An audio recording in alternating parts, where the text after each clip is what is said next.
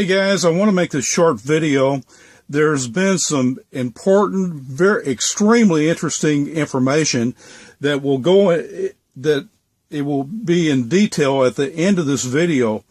And what it is that the traditional day of the day of Pentecost actually starts a 50-day count from that day.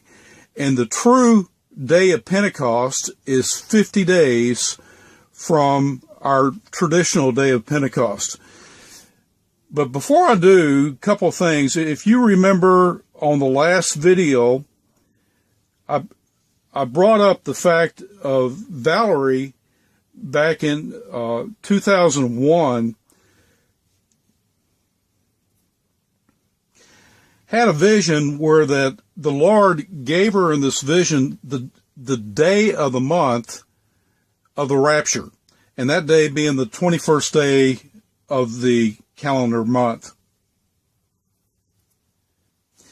In addition, also posted on the 5Dove website back in 2013, Charles, a poster watcher by the name of Charles, he had a message that said that the rapture will occur on a Thursday in the United States. This is a Jewish calendar for July, and I want to point out some dates. The dates that we're going to be closely watching is July the 11th to July the 25th. Let's look at July the 11th, which is the 17th day of Tammuz.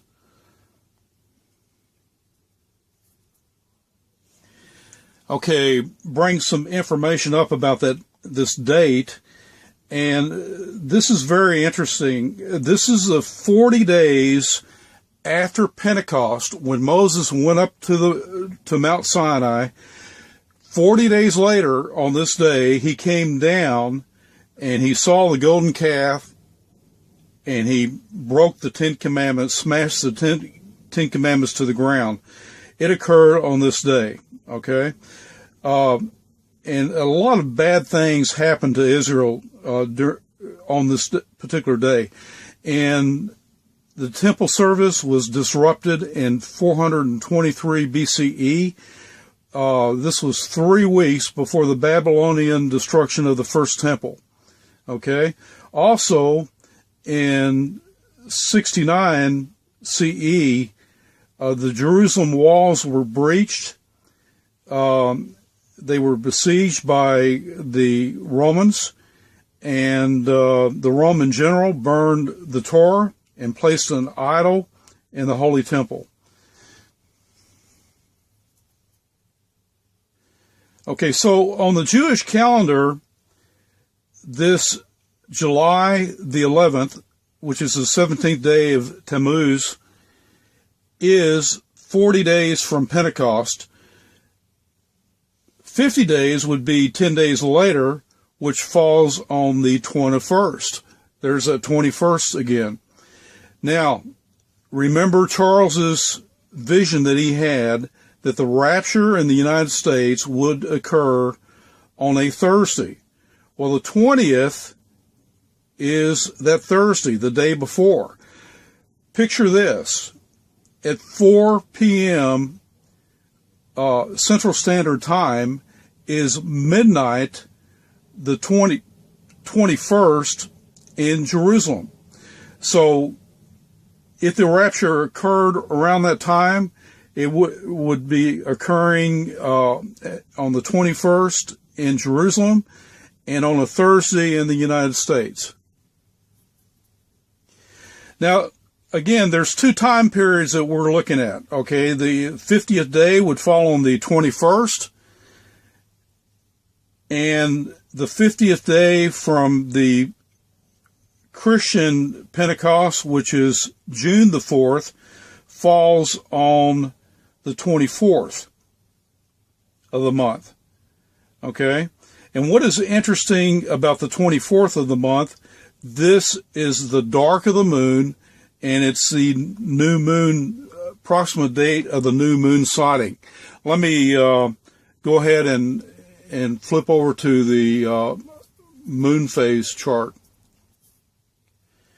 Okay, this is a moon phase chart, and you will notice that the 24th, which is right here,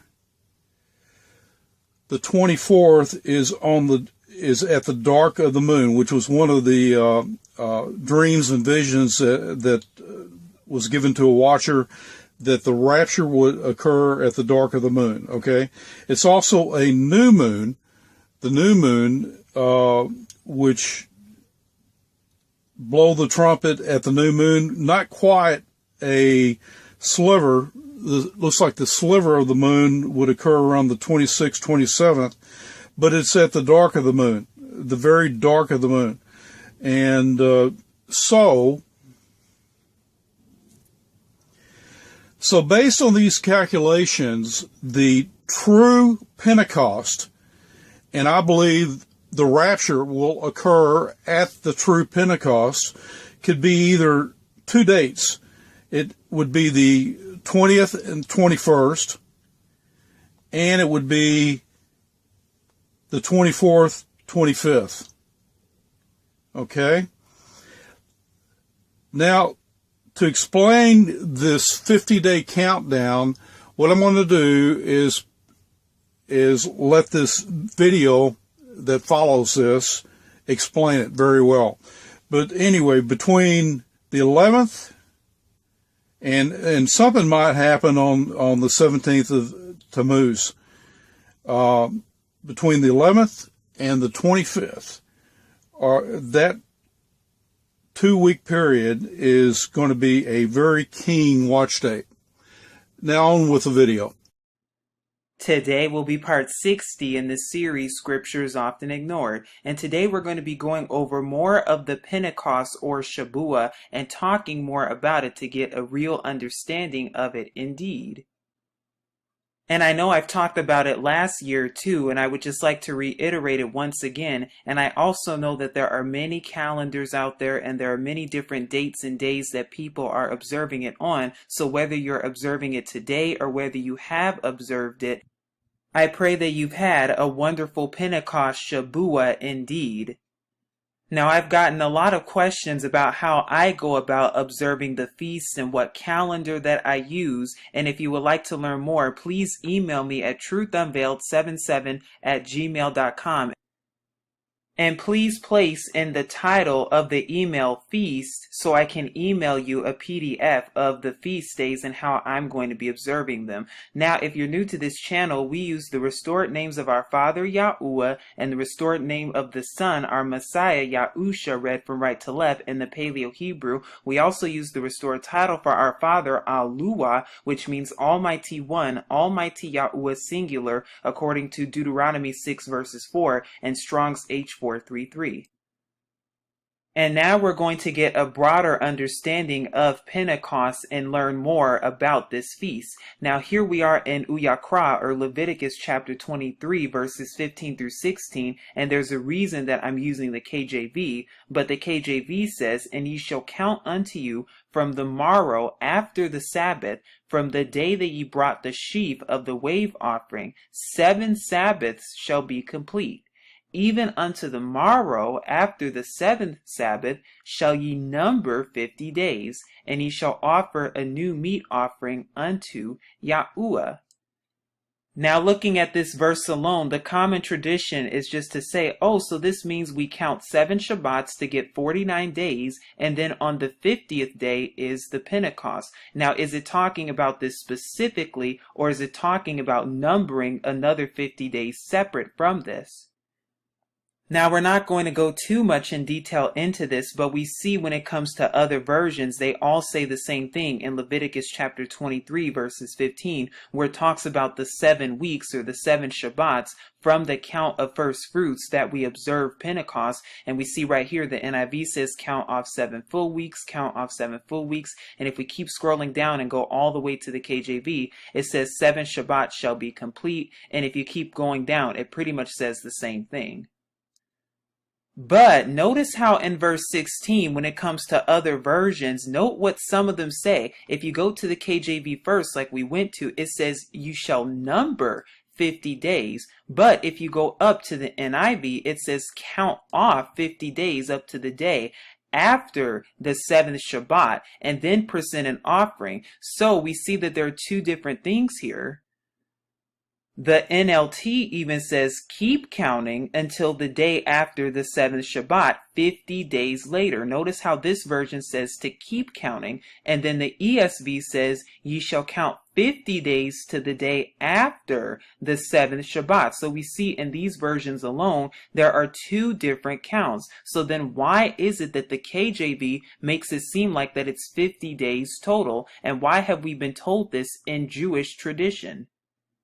Now here is another translation. This comes from the Ferrari Fenton version, and this is the same verse, Leviticus 23 verses 15 through 16, and it says right here, you shall also count for yourselves from the day after the Sabbath that you bring the wave sheaf, 7 Sabbaths. They must be complete. So we see from the time of first fruits all the way up until this time, 7 Sabbaths are to be complete. But then notice what verse 16 says. Then after the 7th Sabbath, ye shall count 50 days when ye shall present a new offering unto Yahuwah.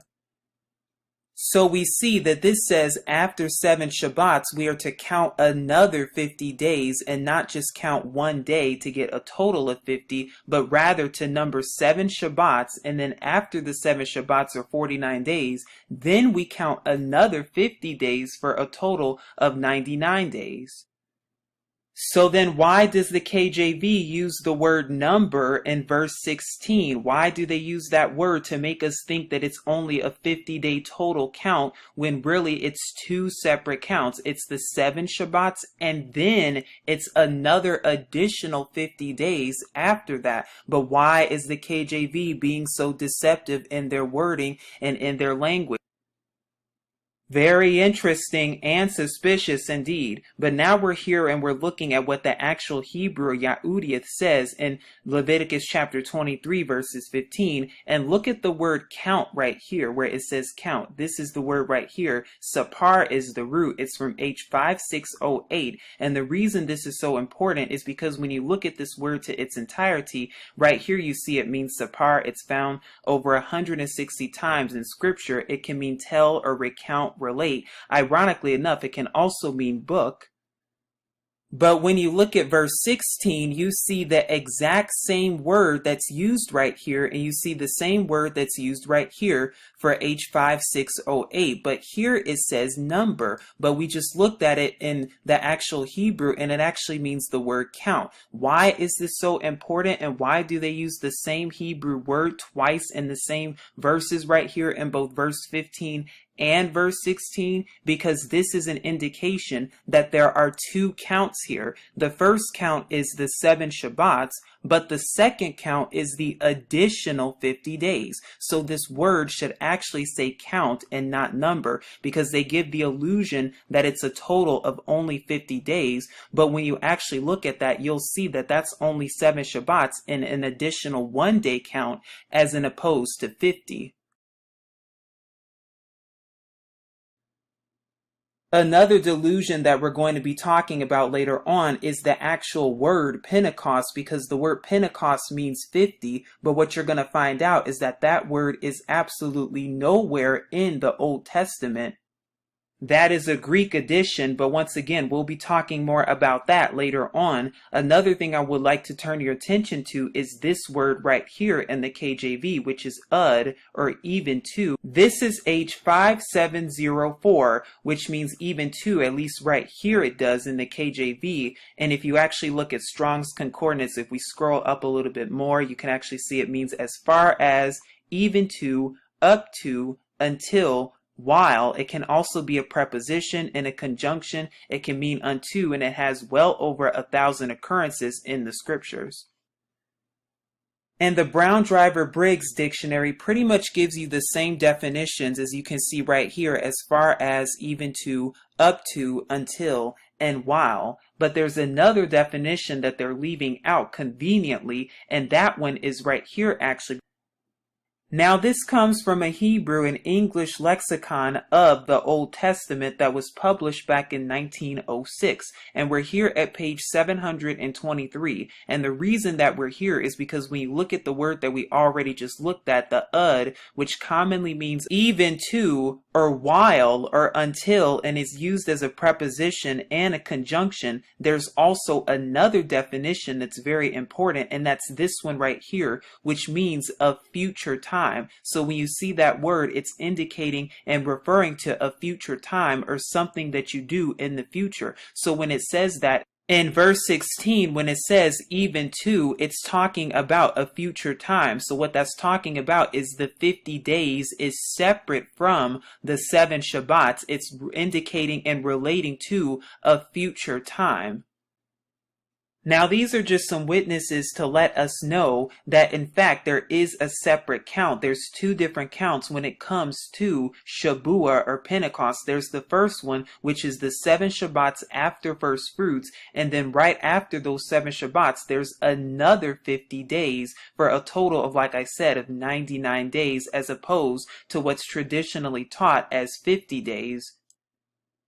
And it's so ironic because you see the 50 days being pushed when it comes to Jewish traditions and even in Christianity when it comes to the Pentecost there. And we'll be talking more about that later on. But another witness to this is when scripture in the Torah talks about 3 times a year and how the feasts are to be observed. And we see in Shemuth, or Exodus chapter 23, verses 14 through 17, where it says, 3 times in the year you are to observe a festival to me. It says, guard the festival of unleavened bread. 7 days you eat unleavened bread, as I commanded you, at the time appointed, in the month of Abyab, or Abib.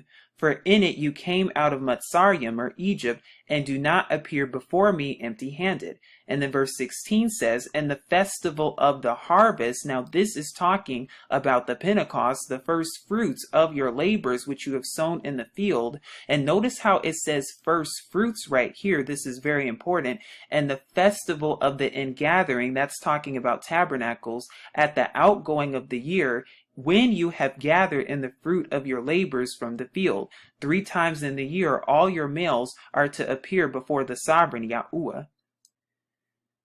Now 2 more witnesses of this is when it says in Shemut, Exodus chapter 34, verses 22 through 23, celebrate the festival of weeks with the first fruits of the wheat harvest and the festival of ingathering at the turn of the year. Now this is very important indeed when it says first fruits of the wheat harvest, because what they do not want you to know and what they're not going to tell you agriculturally speaking is that there were 2 wheat harvests. There's the spring wheat harvest that comes for the spring feast, but there's also the summer wheat harvest. Is this talking about the one in the spring or the one in the summer where Pentecost is? Let's keep going.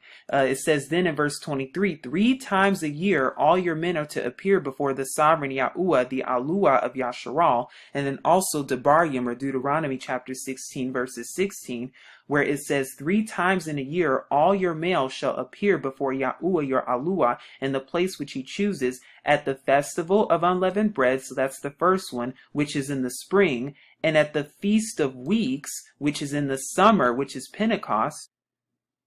And at the Feast of Booths, and they shall not appear before Yahuwah empty-handed. And we know Feast of Booths is Tabernacles, which is in the fall. So we have right here the Spring Feast, which is unleavened bread, the Feast of Weeks, which is Pentecost. And although it's commonly in the spring, traditionally speaking, we know that it should be in the summer. And then Feast of Booths or Tabernacles, which is in the fall. And that is where we get right here the spring, summer, and the fall, or 3 times per year.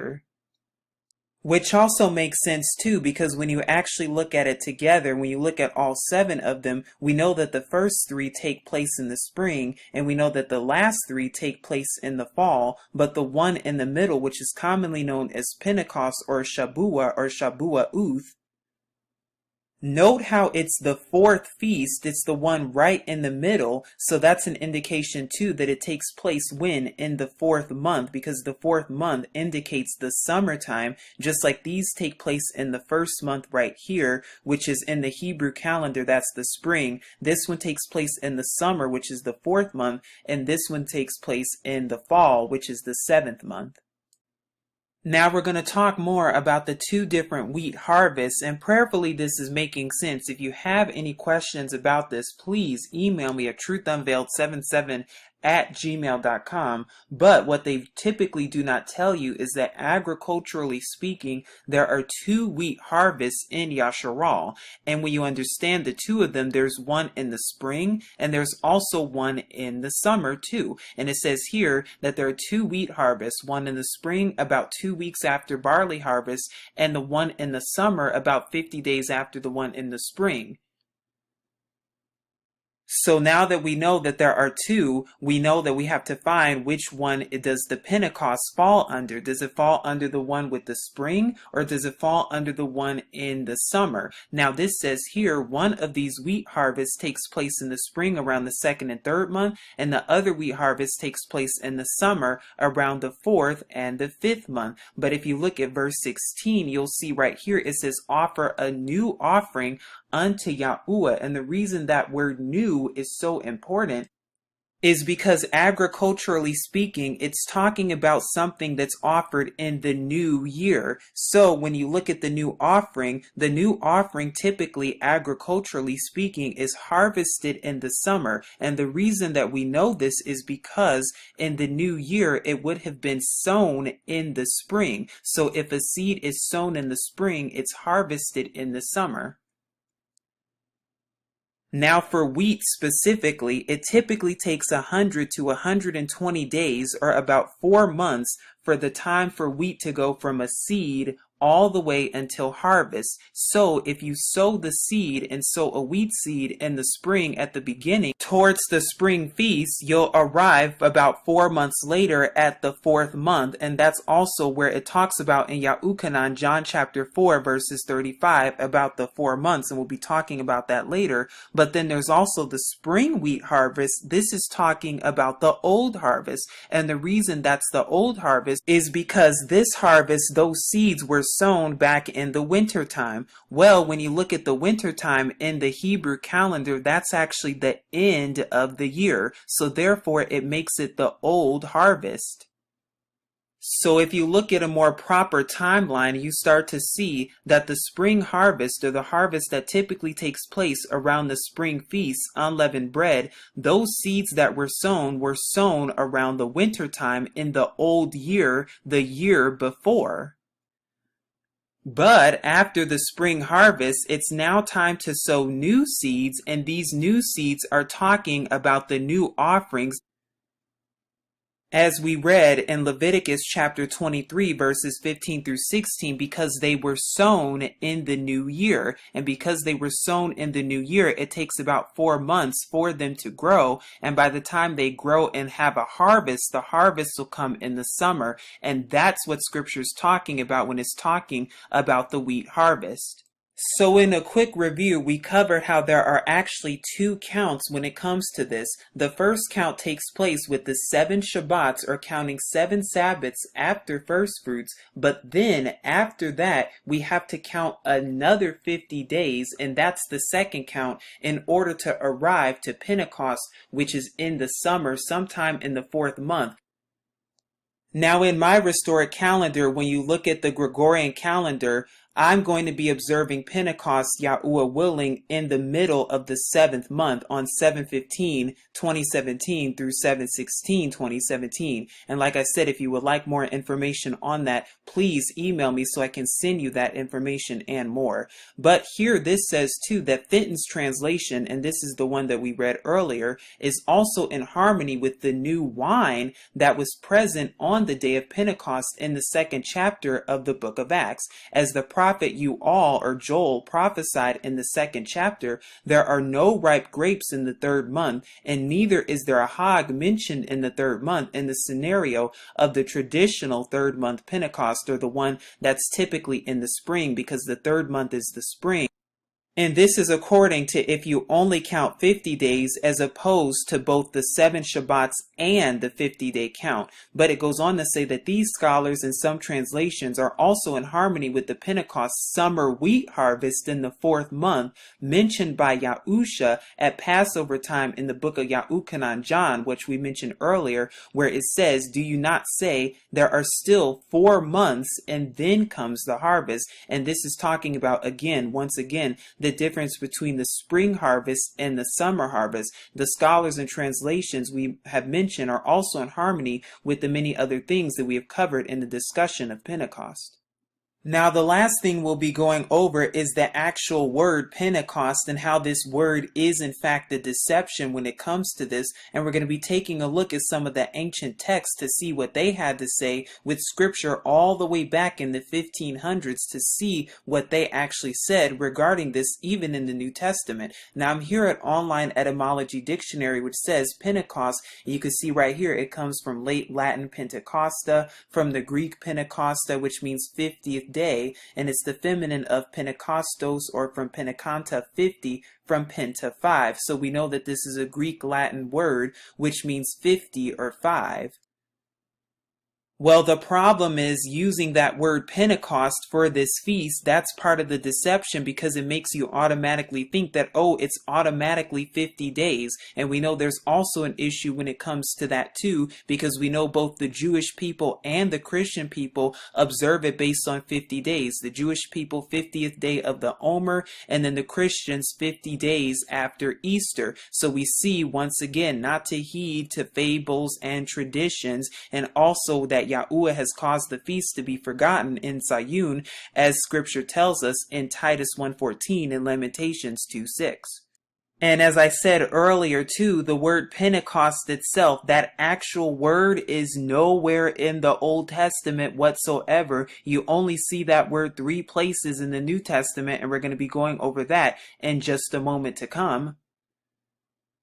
Because in the Old Testament, it's actually referred to as the Feast of Weeks, or the Harvest Festival, and that is what it's called in the Old Testament, and that's what you see. You do not see the word Pentecost whatsoever. Why is that so important? Because what we have to not heed to what the fables of tradition and Jewish tradition, because where did that word come from? It came from Hellenistic Jews that gave it the name Pentecost, and of course with Greek influence, which is from Jewish tradition, which is where you get the tradition of the 50 days, and the Christian tradition too. Now, it's interesting when you actually look at the 3 places that you see the word Pentecost in the New Testament. You see it in Acts chapter 2 verses 1, Acts chapter 20 verses 16 right here, and also in 1 Corinthians chapter 16 verses 8. Now, there's something interesting about this, because many of these versions, they all pretty much say Pentecost right here. And from looking at this before, there's pretty much only one place in the entire version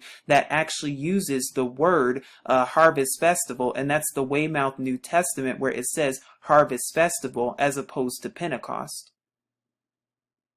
The same is true in Acts chapter 20 verses 16. You see the word Pentecost in the NIV. If you keep going, you pretty much see the word Pentecost everywhere. I'm just going to quickly scroll. I'll be sure to leave this in the description box below. The ISV also uses the word Pentecost. And if you keep going, the word Pentecost is used here. And let's keep going down to the KJV. It's used in Pentecost too. Now, if you keep going once again to the Weymouth, it uses Harvest Festival. And it's pretty much the only version that does. And even the Young's uses Pentecost. And then the last verse that has the word Pentecost in the New Testament, 1 Corinthians chapter 16 verses 8, you see they all pretty much use the word Pentecost right here. And of course the Weymouth uses the word harvest festival, which it is correctly called because we see that referenced in the Old Testament. And like I said, I thought it was very interesting and suspicious indeed that the Weymouth is the only version in here that uses the word harvest festival correctly as opposed to Pentecost. Again, the delusion. Another thing I thought that was very interesting and suspicious indeed about all of this is when you look at some of the older translations and some of the very ancient texts of scriptures going back to the 1500s, nearly 500 years ago, you start to see that they use something else. Because here we are at the 1526 Tyndale New Testament and we're at page 156. And the reason we're here is because we're going to be looking at some of the versions where it actually uses something else as opposed to the word Pentecost. Now we're going to look at Acts specifically. I know that English is a little bit hard to read, but we're going to look at Acts chapter 2 verses 1 specifically. And when you see it, you actually see here it says when the 50th day was come. So you see that this version uses the word 50th day, or should I say the phrase 50th day, as opposed to Pentecost. Now I've looked at this version, and if you go to page 186, you'll see that it uses the word Pentecost at Acts chapter 20 verses 16. And then if you go to page 239, I tried to make out what it said in 1 Corinthians 16:8 in this version, and I just was not able to. But then there's another version too, which is this one. It's called the Great Bible from 1540. And again, this is Acts chapter 2 verses 1, and this is on page 475 specifically, and it says, when the 50 days were come to an end, if you can see it right here, it says 50 days as opposed to the word Pentecost, although if you look at page 483, it does in fact use the word Pentecost. But in this particular version alone, what I also thought was interesting is if you actually look at 1 Corinthians chapter 16 verses 8, and we're going to go to that here because this is the Corinthians, this is the 16th chapter, and if you go all the way down, you'll see right here that it says, I will tarry at Ephesus until the 50th day. So it says right here the 50th day in this version too. Why is that so important to note, and why is that so important to know? Because even these versions are two witnesses to what? The 50 days, and how there's an additional 50-day count as opposed to just 50 days total. There's the 7 Shabbat count, and then after that there's another 50 days, and then after that 50 days is when you arrive at the Pentecost. And I'm also reminded too what Colossians chapter 2 verses 16 through 17 say, which talk about how all of these feasts are to do what? They're an observance and a foreshadow of the things to come, of the deliverance to come, and they foreshadow the deliverance to come. So whether or not you observe Pentecost Shabuah, whether or not you observed it today or last week or the week before, or if you're going to be observing it soon, as I will, prayerfully you had a wonderful, wonderful, wonderful Pentecost, a wonderful Shabuah, and prayerfully this video was very helpful indeed. And like I said, if you're wondering how I'm observing Shabuah and doing the count and observing the feasts all together, including the spring ones and the fall ones, please email me once again at truthunveiled77@gmail.com. And if you have any questions, comments, or concerns, or even recommendations on the scriptures, and if you would like more understanding, or if you just have any questions for me, please feel free to email me at truthunveiled77@gmail.com. Again, my email is just truthunveiled77, 2 7s, not 3, @gmail.com. Also, if you have any questions regarding scriptures, and if you would like a recommendation of what scriptures that I use and the scriptures that I recommend, also email me at truthunveiled77@gmail.com, and make sure to put scriptures in the title of the email. If you have any questions about anything else, please be sure to email me. Prayerfully, this lesson was very helpful unto you. This is Truth Unveiled here, saying shalom.